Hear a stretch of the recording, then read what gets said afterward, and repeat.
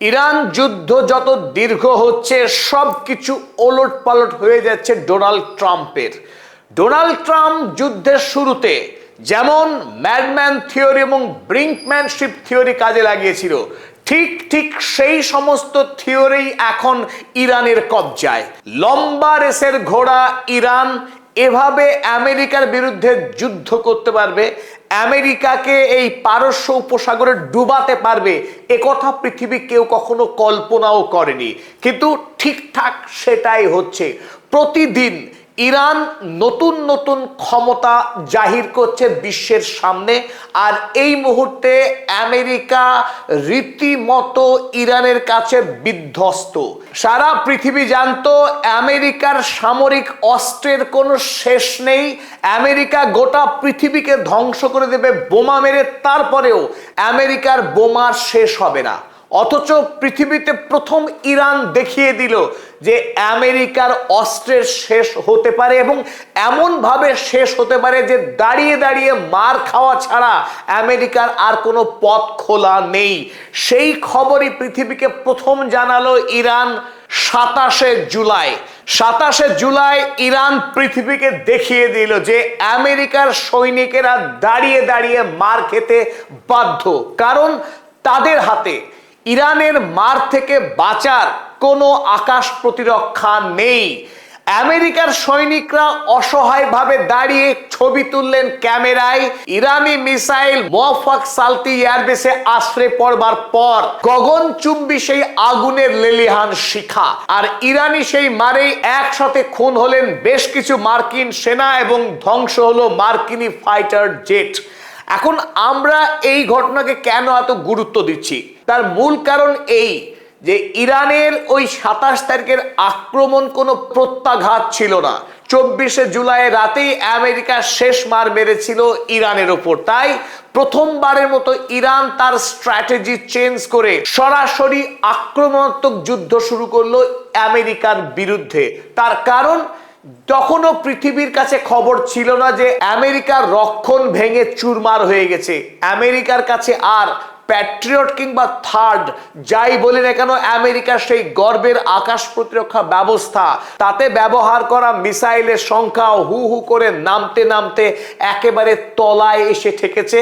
অর্থাৎ আমেরিকার কাছে যতই ইরানকে হামলা করার মতো বোমের মজুদ থাকুক না কেন, ইরানের হাত থেকে মার খেয়ে বাঁচবার জন্যে যে মিসাইলের সম্ভার দরকার, সেই মিসাইল আমেরিকার হাতে আর নেই। কারণ আমেরিকার সাম্রাজ্য ইতিপূর্বে কোনোদিনে আশ করতেই পারেনি যে তাকে পৃথিবীর কোনো শক্তি মার দিতে পারে। সে শুধু জেনেছিল পৃথিবীকে সে শুধু মারবে আর পৃথিবী মার খাবে, তার গায়ে কেউ হাত তুলতে পারবে না। এই জন্যই বলে অপরাধী একটা নিশানা রেখেই যায়, একটা বড় সড়ো ভুল করেই। আর আমেরিকা সেই ভুল করেছে। আমেরিকা কেবল আক্রমণ করবার জন্য বোমা বানিয়েছে, কিন্তু আক্রমণের হাত থেকে বাঁচবার জন্য সে বোমা বানাতে পারেনি। আর সেই সুযোগ কাজে লাগিয়েই ইরান এখন ম্যাডম্যান থিওরির ব্যবহার করছে এবং ব্রিঙ্কম্যানশিপ থিওরি ব্যবহার করছে, যে থিওরি ব্যবহার করেছিল যুদ্ধের শুরুতে ডোনাল্ড ট্রাম্প। তার থিওরিতেই এবার মুজতবা খামেনেই ডোনাল্ড ট্রাম্পকে স্বীকার করছেন। তাই শিকারই এবার খোদ শিকার হয়ে যাচ্ছে ইরানের হাতে। মুখখানা দেখুন ডোনাল্ড ট্রাম্পের, কি করুণ অবস্থা, বেচারা, তার দিকে তাকানো যাচ্ছে না। কদিন আগেই ইরানের সভ্যতাকে ধ্বংস করছিলেন, ইরানকে গিলে খেয়ে ফেলছিলেন, এখন তার অবস্থা ছেড়ে দে মা কেঁদে বাঁচি। চলুন আজকের এই ভিডিওতে আমরা আলোচনা করব কেন ইরান হঠাৎ করে তার যে যুদ্ধের কৌশল, রণকৌশল বদল করলো, এবং ঠিক কোন কায়দায় আমেরিকার ওপরে রীতিমতো পাহাড় প্রমাণ চাপ প্রয়োগ করতে শুরু করেছে ইরান। যুদ্ধের সম্পূর্ণ রাশ এখন ইরানের হাতে, যা আমেরিকা কোনোদিনও কল্পনা করতে পারেনি, বিশ্ব কোনোদিন কল্পনা করতে পারেনি। আর এই ভিডিওতে আমরা আজকে ব্যাখ্যা করব ডোনাল্ড ট্রাম্পের পাগলা নীতি, যে পাগলা নীতিকে এখন সৈয়দ মুজতবা খামেনেই ব্যবহার করছেন তার চাইতে অনেক বেশি দক্ষতার সাথে। কি এই পাগলা থিওরি, এবং কেনই বা মুজতবা খামেনেই পাগলা থিওরিকে ব্যবহার করছেন, চলুন বুঝে নি সেই তত্ত্ব কথা। এবং এই ভিডিওর শেষে এই যুদ্ধ কোন দিকে মোড় নিতে যাচ্ছে সেই বিষয়ে গুরুত্বপূর্ণ আপডেট দেব। চলুন আমরা শুরু করি। আর সবার আগে সকলকে স্বাগত জানাচ্ছি আপনাদের বন্ধু অধ্যাপক আব্দুল হালিম। শুরু করা যাক। কথাই বলে না কখনো দিদির হাত কখনো দাদার হাত, কারোর পৌষ মাস কারোর সর্বনাশ। ডোনাল্ড ট্রাম্প এবং বেঞ্জামিন নেতানিয়াহু তারা ভেবেছিলেন ইরানে যাবে এবং 3 দিনের মধ্যে যুদ্ধ শেষ করে বিজয়ীর বেশে ফিরে যাবে পশ্চিমী দুনিয়ায়। পশ্চিমী দুনিয়া চিরকাল শাসন করেছে এশিয়া মহাদেশকে, এই রীতি চলতে থাকবে আবহমান কাল ধরে। কিন্তু সেই গল্পকে ভেঙে খান খান করে দিয়েছে ইরান। গত 3 দিন ধরে আমেরিকা নতুন করে ইরানের উপরে আক্রমণ করতে সাহস দেখায়নি, কিন্তু ইরান গত 3 দিন লাগাতার মধ্যপ্রাচ্যের বিভিন্ন মার্কিন ঘাঁটিগুলোর উপরে আক্রমণ করে এসেছে। অথচ 28শে ফেব্রুয়ারি, আজ থেকে 5 মাস আগে যে যুদ্ধ শুরু হয়েছিল, সেই যুদ্ধ এতদিন ধরে অর্থাৎ প্রায় 5 মাস ব্যাপী একটা নিয়মকেই দেখে এসেছে। সেটা কি? আমেরিকা বা ইসরায়েল আক্রমণ করেছে ইরানের উপরে, ইরান তার বদলা নিয়েছে। ইরান এতদিন ধরে বদলা নিয়ে আসছিল, কিন্তু হঠাৎ করে 5 মাস যুদ্ধ চলবার পর ইরান এতদিন ধরে খুব গভীরভাবে আমেরিকাকে পর্যবেক্ষণ করেছে, শত্রুকে পর্যবেক্ষণ করেছে, কোথায় শত্রুর শক্তি আর কোথায় শত্রুর দুর্বলতা।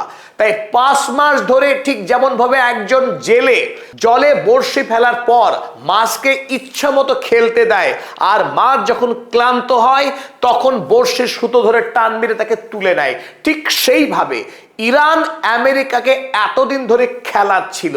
এরপর যখনই বুঝতে পেরেছে আমেরিকার কাছে আর বেশি অস্ত্র মজুত নেই প্রতিরক্ষার, তখনই আসল খেলা শুরু করেছে ইরান। গত 48 ঘন্টায় আমেরিকা ইরানের উপরে একটি আক্রমণও করেনি, কিন্তু ইরান আক্রমণ থেকে একটুও বিরত হয়নি।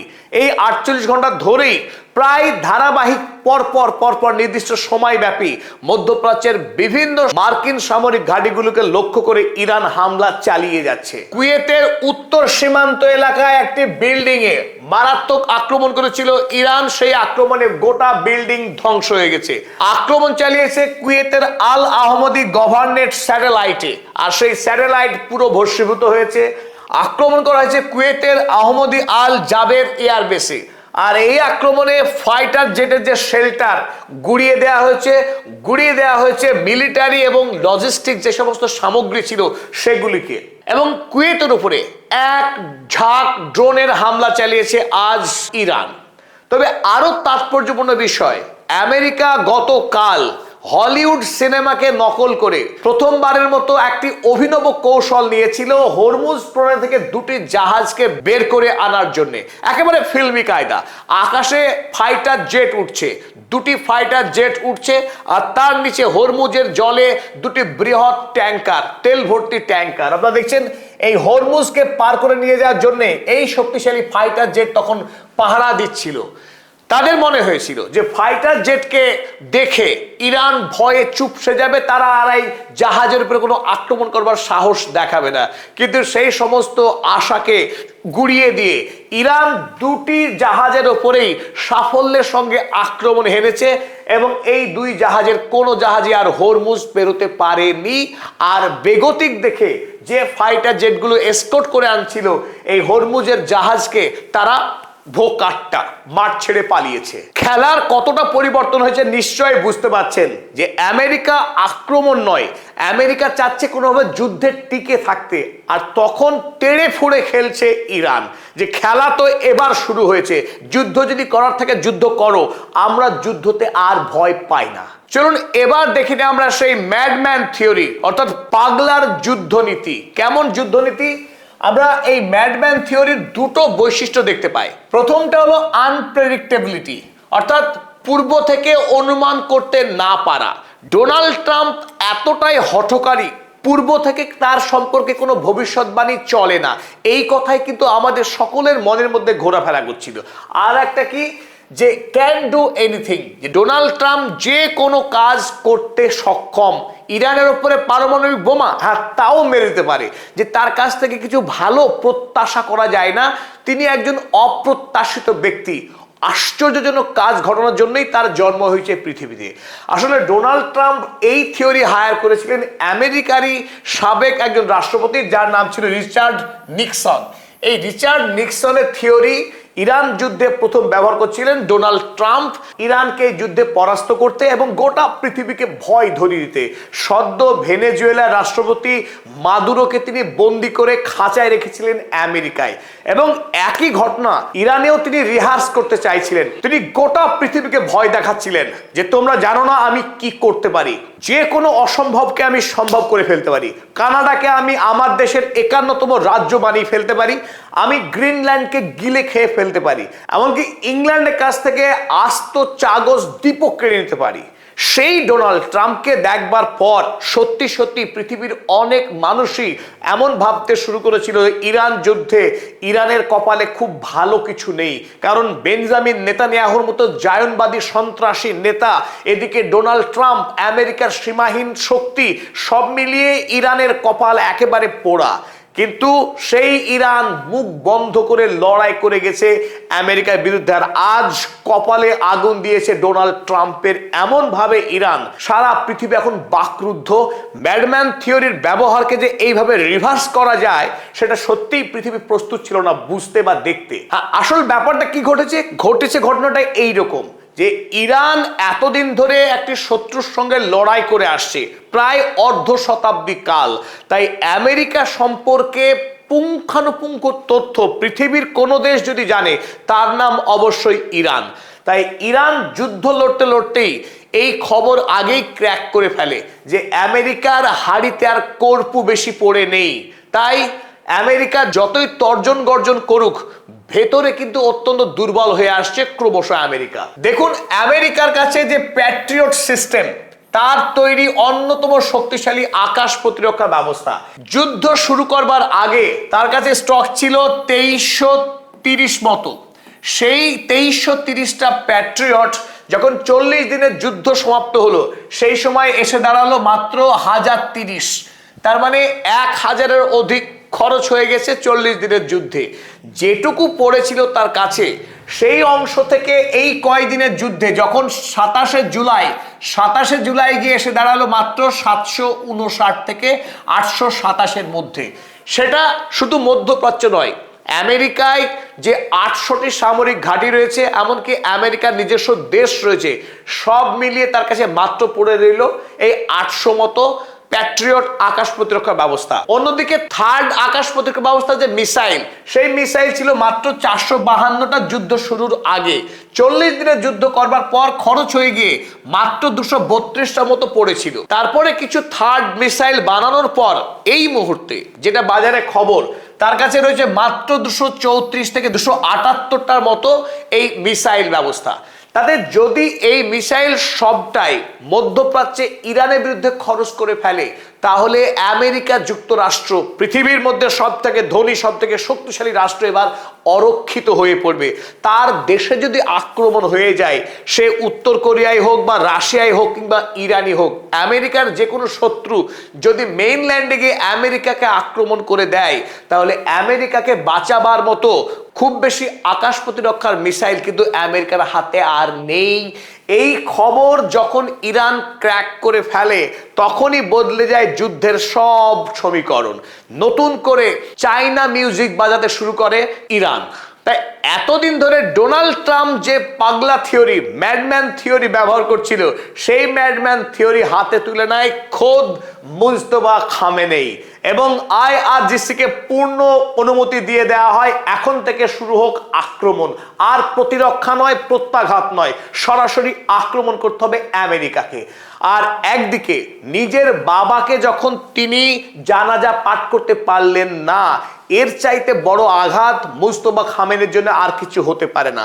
মুজতবা খামেনি সেই নেতা যিনি প্রথম থেকে চেয়েছিলেন ইরানের হাতে পরমাণু অস্ত্র আসুক, আর সেই পরমাণু অস্ত্রই হবে আমেরিকার বিরুদ্ধে লড়াইয়ে সেফটি ভালভ। তাই এই মুহূর্তে জোর গুঞ্জন, বেঞ্জামিন নেতানিয়াহুর শিরোপীড়া যে ইরান খুব অল্প সময়ের মধ্যেই পরমাণু বোমা তৈরি করতে যাচ্ছে, এই খবর খুব একটা মিথ্যা নয়, কারণ মুজতবা খামেনির সংকল্প বোধহয় সেদিকেই। ফলে ইরান যখন মার মুখে খেলতে শুরু করেছে তখনই আমেরিকার উপরে সীমাহীন চাপ তৈরি হচ্ছে, ডাবল বিল্ডিং প্রেশার হচ্ছে আমেরিকার উপর।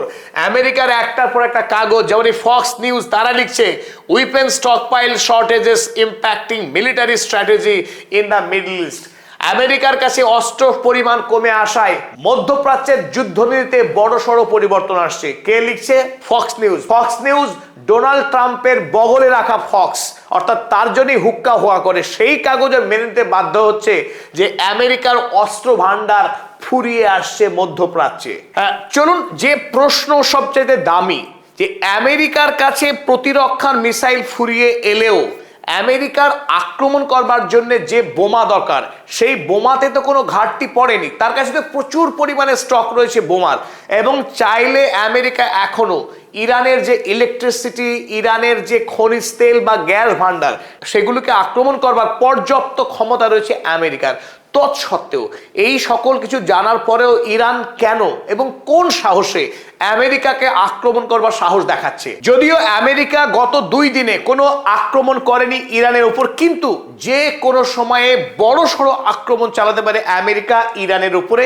এই বিষয়ে ইরানও নিশ্চিত। ইরান খুব ভালো করেই জানে যে আমেরিকাকে এত সহজে পরাস্ত করা যাবে না, তারা পাল্টা মারাত্মক মার ইরানকে দেওয়ার চেষ্টা করবে। তৎসত্ত্বেও ইরান কেন এত বড় রিস্ক নিচ্ছে, চলুন আমরা সেটা দেখি।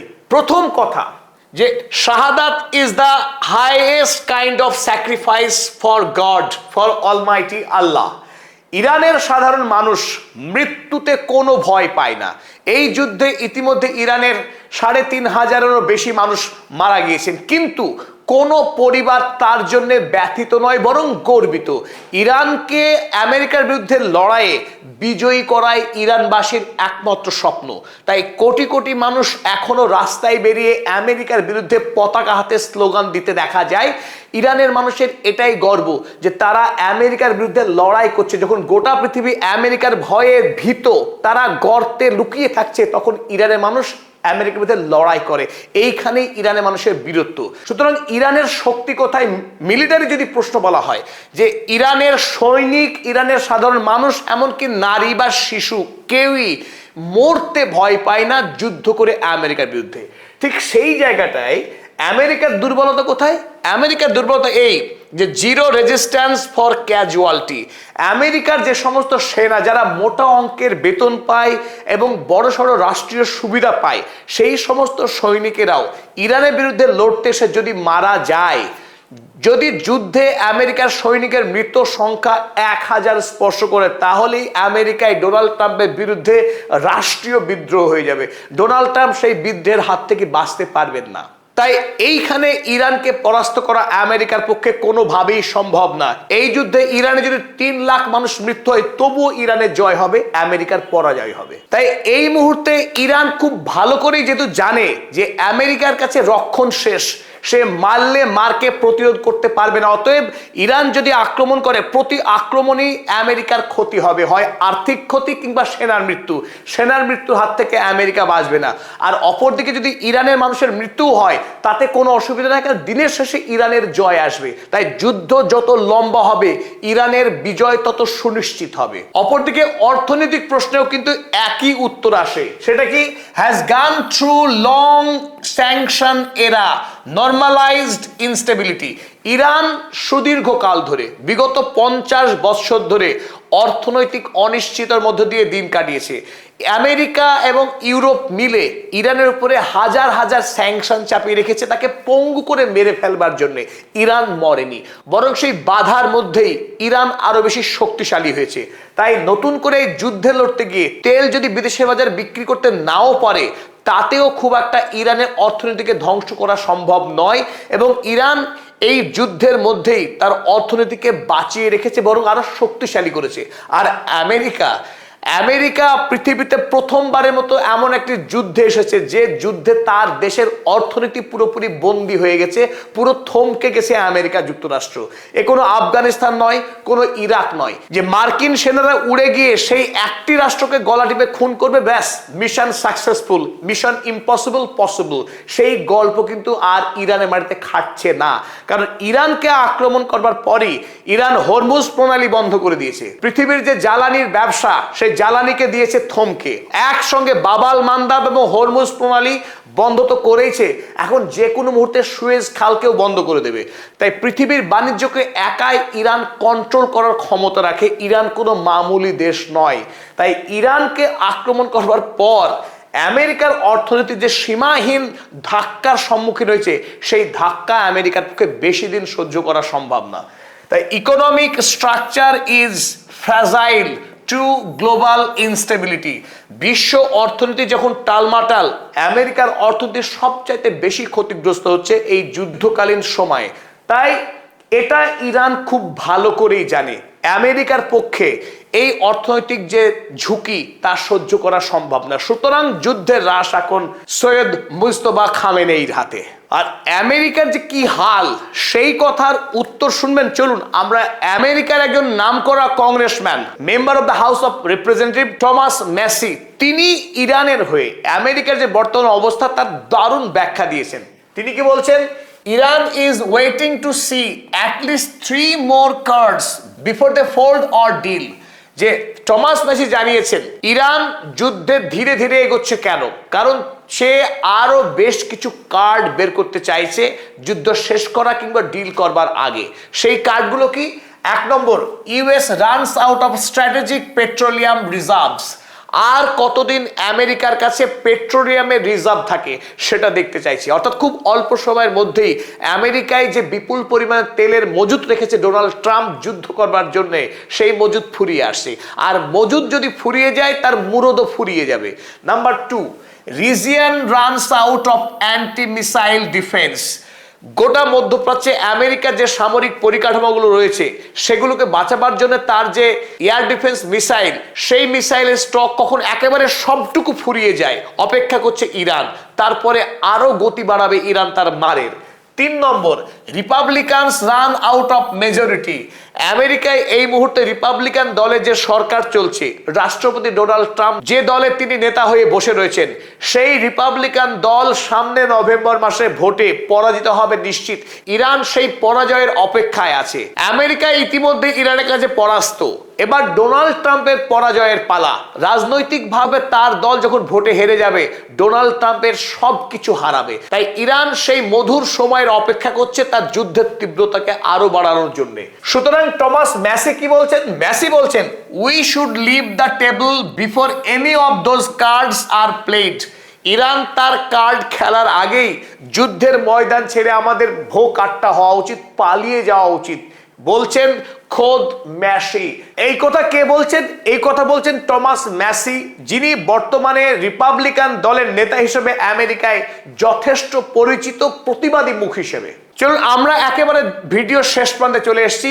এবার আপডেট, অর্থাৎ যুদ্ধের মোড় কোন দিকে ঘুরতে চলেছে সেই বিষয়ে কিছু গুরুত্বপূর্ণ খবরাখবর। 1 নম্বর গুরুত্বপূর্ণ খবর এই যে ডোনাল্ড ট্রাম্পের সঙ্গে বেঞ্জামিন নেতানিয়াহু ওয়াশিংটনে 29 তারিখে রাতে যে বৈঠক করেছেন, সেই বৈঠকেই ঠিক হয়ে গিয়েছিল ইরানে একটি ব্যাপক আক্রমণ করা হবে, যে আক্রমণের নেতৃত্বে থাকবে একসঙ্গে আমেরিকা এবং ইসরায়েল। ইসরায়েল অর্থাৎ বেঞ্জামিন নেতানিয়াহু বর্তমানে তিনি চাইছেন ইরান ইতিমধ্যেই মাটির গভীরে যে পরমাণু বোমা তৈরির যে কার্যক্রম চালাচ্ছে, সেই কার্যক্রমকে কোনোভাবেই সফল হতে দেওয়া যাবে না। তাই আমেরিকার সঙ্গে এবার ইসরায়েল মিলিতভাবে আরো একবার ইরানের সমস্ত পরমাণু কেন্দ্রগুলো, সেই ফারদোস, পাহান কিংবা পিকেক্স মাউন্টেন, সমস্ত সামরিক ঘাঁটিগুলোকে লক্ষ্য করে 2 সপ্তাহ ব্যাপী টানা লাগাতার বোমা বর্ষণ করবে বলে জানিয়েছে। দ্বিতীয়ত, তার আগেই এই সপ্তাহের শেষে অর্থাৎ আজ কিংবা আগামীকাল নতুন করে ইরানের যতগুলি জ্বালানি উৎপাদন কেন্দ্র রয়েছে, খনিজ তেল এবং প্রাকৃতিক গ্যাস, তার সমস্ত গুরুত্বপূর্ণ কেন্দ্রগুলোতে আক্রমণ করে ইরানকে পঙ্গু করে দেওয়া হবে। এই হুমকি দিয়েছে বেঞ্জামিন নেতানিয়াহু এবং ডোনাল্ড ট্রাম্প সেই খবর প্রকাশিত হচ্ছে একাধিক কাগজে, সিবিএস নিউজ, অ্যাক্সিওস নিউজ আপনারা দেখছেন, সেই সমস্ত কাগজ কিন্তু একই কথা চেপেছে। US Israel preparing to bombard energy related targets in Iran, sources say. এটা লিখেছে সিবিএস নিউজ, অর্থাৎ ইরানের জ্বালানি কেন্দ্রগুলোকে আক্রমণ করবে ইরান এবং আমেরিকা মিলিতভাবে। অ্যাক্সিওস কাগজ তাই বলেছে, Trump considering strikes on Iranian energy targets within days. তবে আমেরিকা বা ইসরায়েলের দেওয়া হুমকিকে থোড়াই কেয়ার ইরানের। ইরানও জানিয়েছে যদি ইসরায়েল আক্রমণ করতে আসে তাদেরও প্ল্যান রেডি, এবং মুহূর্তের মধ্যে মধ্যপ্রাচ্যে ইসরায়েল এবং আমেরিকার যে বন্ধু রাষ্ট্র তাদেরকে হাড়ে হাড়ে শিক্ষা দেওয়া হবে। কোন কোন কেন্দ্রে আক্রমণ করবে ইরান তারও একটি লিস্ট প্রকাশ করেছে। খুব একটা দেরি করা হবে না আক্রমণের প্রত্যাঘাত করতে। Iran has warned it could target key oil and gas infrastructure if the US and Israel carries out new strikes, fast news reports. যদি ইরান বা ইসরায়েল আক্রমণ করে মুহূর্তের মধ্যে প্রত্যাঘাত করা হবে এই সমস্ত জায়গাগুলোতে। কাওয়ার অয়েল ফিল্ড সৌদি আরব, সৌদি আরব সাম্প্রতিক খুব বেড়েছে। আপনারা জানেন যে নতুন করে আবার সামরিক জোটও তৈরি করেছে ইরানের বিরুদ্ধে, তাই ইরানও ঘোষণা করেছে তার সবচাইতে অন্যতম বড় যে তেল ফিল্ড কাওয়ার অয়েল ফিল্ড, সেই অয়েল ফিল্ডে আক্রমণ করবে ইরান। আক্রমণ করবে আবকাইক এবং কুরাইশ ফ্যাসিলিটিস দিয়ে। কদিন আগেই হুথির নেতৃত্বে যে আক্রমণ করা হয়েছিল আবকাইকে, 3 দিন ধরে আগুন বন্ধ হয়েছিল না, সেই সমস্ত ফ্যাসিলিটিগুলো তো আক্রমণ চালাবে আবারও ইরান। আক্রমণ চালানো হবে রুয়ায়েস রিফাইনারি এবং জাকুম অয়েল ফিল্ড আরব আমিরাতের, নর্থ কাদির gas field and Ras Laffan LNG Qatar.